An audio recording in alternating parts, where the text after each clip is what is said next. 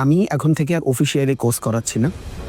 সে যার থেকে ট্রেনিং শিখছে তার থেকে ট্রেনিং আমিও শিখছি। আমি যে 15টা ক্লাস করাইতাম, 15টা ক্লাসে মানুষ 10-15 টাকার উপরে হইত। He is the biggest scammer, 10,000 টাকা খুব তুচ্ছ ভাই।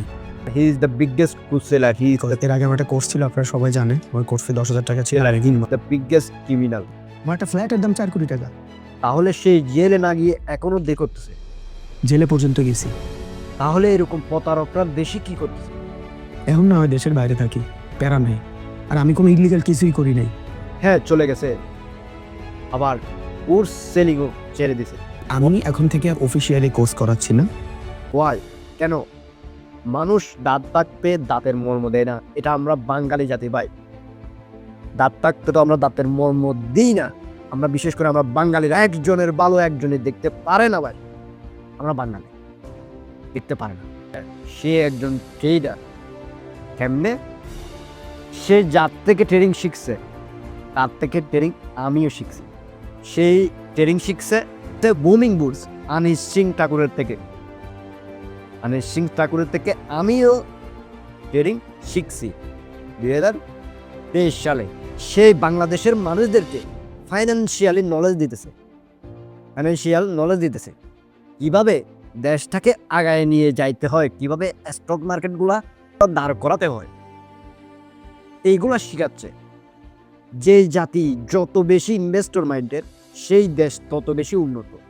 1971 সালে সেম বাংলাদেশ, সেম দুবাইয়ের কিছু ছিল না, ছিল কি মরুভূমি। এখন সেই দুবাই কি হয়েছে?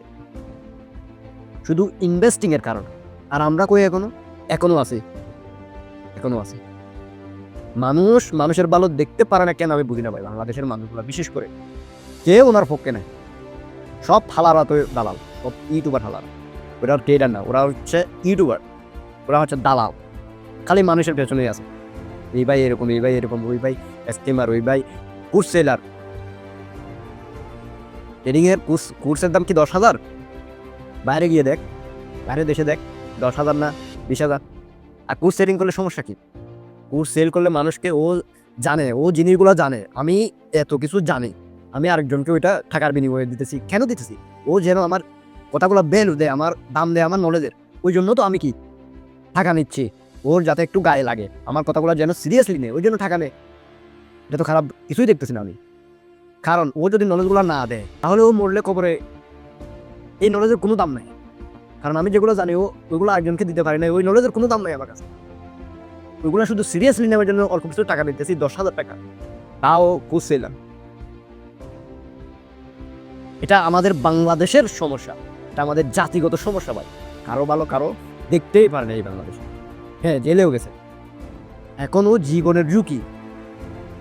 কোন সময় পুলিশ এসে আবার ধরে নিয়ে চলে যায়, অথবা জেলে গেছে। আবার যেন জেলে না যাইতে হয় ওই জন্য ওর ওয়াইফকে নিয়ে, ওর ফ্যামিলি নিয়ে কি ও দুবাই শিফট হয়ে গেছে। দাঁত থাকতে তো আমরা দাঁতের মর্ম দিই না। আমি নিজেই প্রমাণ। কারণ ওনাকে আমি সাবস্ক্রাইব করেছিলাম 300 সাবস্ক্রাইব থেকে। আমি যার থেকে শিখছি ট্রেডিং, ও তার থেকে শিখছে। আমাদেরকে ভিডিও দিয়েছিল জাস্ট 15টা মতো, just recorded class Booming Bulls Anish Singh Thakur ইন্ডিয়ার। তো ওই জন্য বলতেছি আমি, উনি নিজেকে কিভাবে আপডেট করছে, কতগুলা স্ট্যাটাস ও নিজে বানাইছে, কতগুলা জিনিস ও নিজে বানাইছে, নিজে বলছে। সেম আমিও, তো আমি জানি ওগুলা। ওর ভিতরে যে কষ্টটা ওইটা আমি জানি ভাই। ও মানুষের জন্য কত কিছু করছে বাংলাদেশে, তবুও নাম নাই। তবুও ওকে বলে জাস্ট কোর্স সেলার, ছেড়ে দিছে। তো এবার ও কেমনে চলে দেখি আমি। ও ট্রেডার না হলে কেমনে চলে?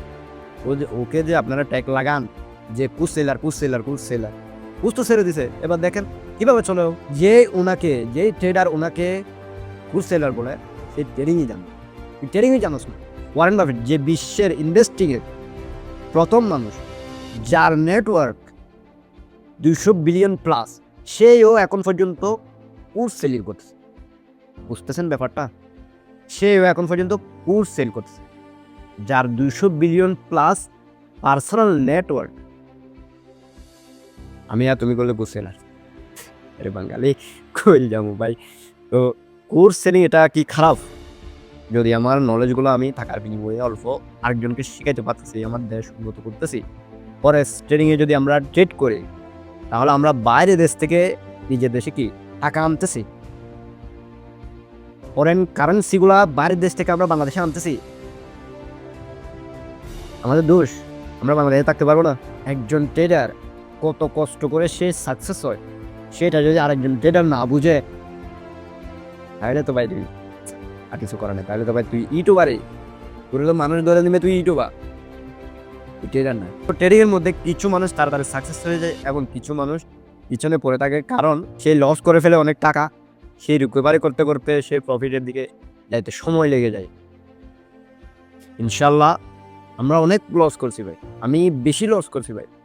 এই লস রিকভারি করতে করতে আমার 1 বছর চলে গেছে, চিন্তা করবেন। আর ট্রেডিং যে বেশি টাকা হলে আপনি কি বেশি লট ইউজ করে তাড়াতাড়ি প্রফিট কামাইতে পারবেন, কিন্তু আপনার যদি ক্যাপিটাল কম থাকে, আপনি ভাই এটা সাস্টেন করতে ভাই অনেক অনেক কষ্ট হয়। আমরা অনেক টাকা লস করছি, আমি বিশেষ করে আমি এগুলো রিকভারি করতে আমার অনেক 1 বছর লেগে গেছে। রিকভারি করে ফেলছি, আমি গত বছর করে ফেলছি, বাট আমি প্রফিটেবল না। নিজে কনফিডেন্স নিয়ে বলতে পারতেছি আই এম এ ট্রেডার। কাউকে আপনারা পুশ সেলার ট্যাগ দিবেন না, পুশ সেলিং খারাপ না, পুশ সেলিং খারাপ না, বাংলাদেশের জন্য না। ও বলছে একজন ফ্রিল্যান্সারের কোর্স তো আছে আপনার 40-50 হাজার টাকা, তাহলে তাদেরকেও পুশ সেলার বলেন, কি শিখতেছো এখানে? আমি বুঝি না। ট্রেডিং এই স্কিল, একটা হাই ডিমান্ড একটা জিনিস, যদি 10,000 টাকা নেয় তাহলে বেশি নিচ্ছে, এই জন্য। তো সবাই ভালো থাকবেন, সুস্থ থাকবেন, এবং এই ভিডিও বানানোর একটাই মোটিভ, শুধু একজন ট্রেডারকে যেন পুশ সেলার ট্যাগ না দেওয়া হয়। এবং আমার খুব খারাপ লাগে ভাই, খুব খারাপ লাগবে একজন ট্রেডারকে কেউ গালে দিলে নিজের গায়ে লাগে, নিজেকে গালে দিচ্ছে তো এরকম মনে হয়। রিয়েলি ভাই, রিয়েলি, এটা তুই বুঝবি না। এবার বাইনারি ট্রেডার, তুক্কায় মানুষের টাকা, লিঙ্কের অ্যাফিলিয়েট মার্কেটিং সব, ওগুলো তুই বুঝবি না। যারা রিয়েল ট্রেডার, যারা ট্রেডিং সেটআপের মধ্যে বসে এরকম আঙ্গুল অর্ধেক খেয়ে ফেলে, তারাই বুঝতে পারে না। এটা তুই বুঝবি না, এটা তুই বুঝবি না। তো ভালো থাকবেন, সুস্থ থাকবেন, আল্লাহ হাফেজ।